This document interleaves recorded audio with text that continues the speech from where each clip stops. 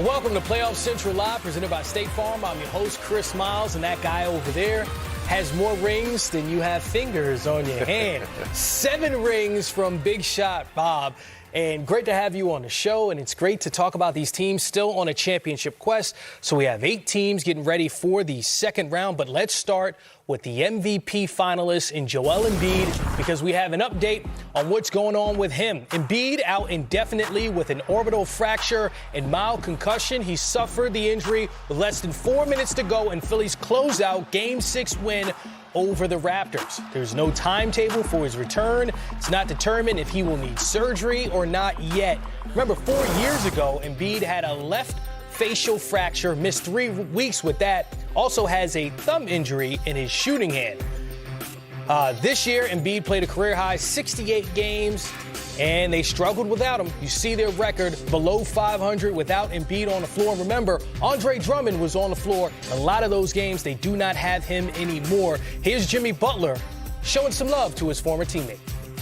I feel bad for my guy. Obviously, one of my former teammates, arguably the MVP of this league. And I think I speak for everybody that's a part of this team. Like, we want Joe to play. It would be like if Jimmy was out, right? We would do different things, but Joel's so much more dominant than everybody. So if you miss a Joel, it clearly allows the other team to do different things defensively that they would never envision to do with Joel on the floor. I'm not an analytics guy, obviously, but I was told that they're a much better team defensively whenever he's on the floor, as it should be. And I would guess offensively as well.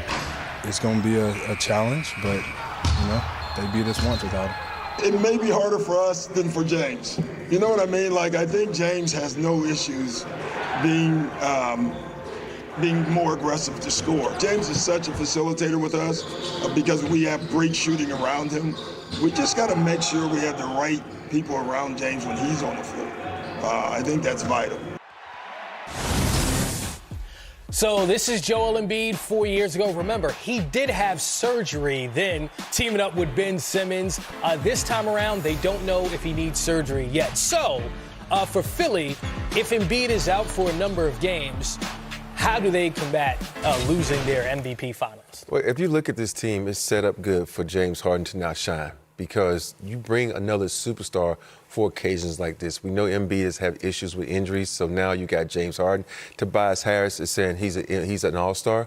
So now, Tobias, you had a moment to step up because you're going to have the ball more in your hand. Now, if you need another big off the bench, good thing you got some veteran leadership over there with Millsap and DJ, so they can come off the bench and give you a little bit more size if you need it.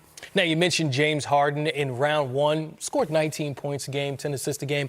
What he said about those Raptors, man, their defense, this is the hardest series with their length and athleticism on the wing.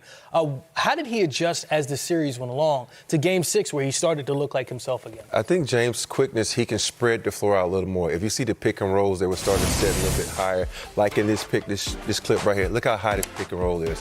Now you got him able to navigate and see the floor. You get a good pocket pass over the top to the offensive guy for a layup. Now here, this is what I like best. He's looking at young fella, says take off, and he kind of hesitates. He throws the ball ahead. Now Maxi, now you got to head start, going downhill, use your speed to get to the hole and get to the back. Right here, this is Pat and James Harden right here. Yada, yada, yada, dribble, step back, boom, three-pointer. That is vintage James Harden. And this is probably one of my favorite plays right here, what James Harden does, because look how high this pick and roll is. He comes off this pick and roll. Look at that lane. I got this lane. You know what? I usually lay this up, but no, I'm going to go in with a thunder dunk because you have to be aggressive in the playoffs, and this needs to be James Harden. Not 10% of the time, but 90% of the time when Embiid's not playing.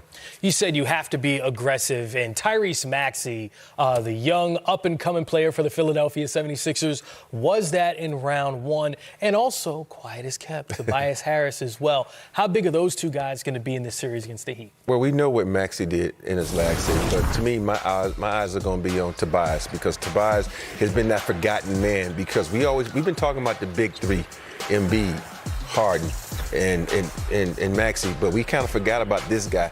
You know, with Embiid out, he's able to score 20 to 25 points. Now he's got to kind of push that to 30 because it's the playoffs. 25 was good in the regular season, but in the playoffs, we need 30. Oh, I get that. A guy who's averaging 30 in the playoffs, Jimmy Butler. Remember, he did not play in that Game 5 clinching win against the Hawks last Tuesday. So he's got an entire week of rest for that knee soreness, and he's back. Man, Jimmy Butler, what are you expecting from him in this series where he's been playing this postseason, having a week off? You know, knowing Jimmy since he was 15 years old, you need to be Jimmy Buckets, man. You got that nickname for a reason. When you're aggressive, you make that team so much better. I know you can facilitate and you can do things defensive, but offensive, you got the talent. So don't just sit back and expect everybody else to get theirs.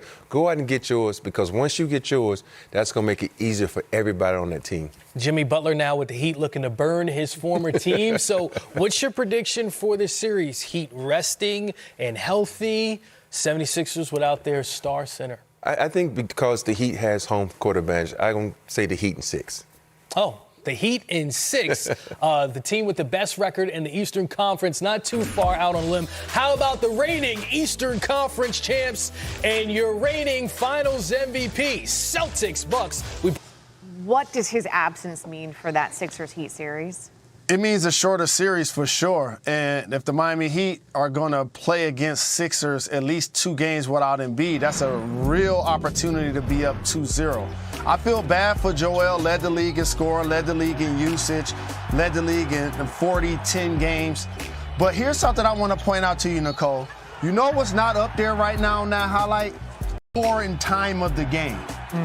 Philadelphia was up 29 points with less than 4 minutes to go. I remember watching the game thinking, why is he still in the game? Why is he in the game? That's number one. But here's number 2.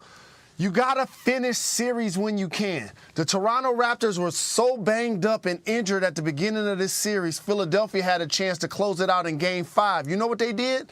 They went home and lost by 25. So now you got to go back to Toronto and play another closeout game, and your MVP candidate gets injured late in the game. And now you have to go to Miami to play the next series without him. Game 1 there, by the way, is Monday. Like I said, it's also in Miami. Mr. Jalen Rose, thank you. Wouldn't be it. Grizzlies come back to win, to clinch the series. Do the gritty dance. Do your thing, Ja. Hey, I told y'all. How you feeling? I told y'all. How you feeling, bro? I was saving it. I was saving it. Hey, I was saving it. Let's get it, man. Back to the L. They was there last year, and they was the same way, having leads, letting the game slip away, and, you know, we just not as experienced as them, and it happens. Like, every game we won besides the second game. We just bad shots, you know, turnovers. It's all good. I looked at half court and I just thought about everything that I've been through, and I'm just very I'm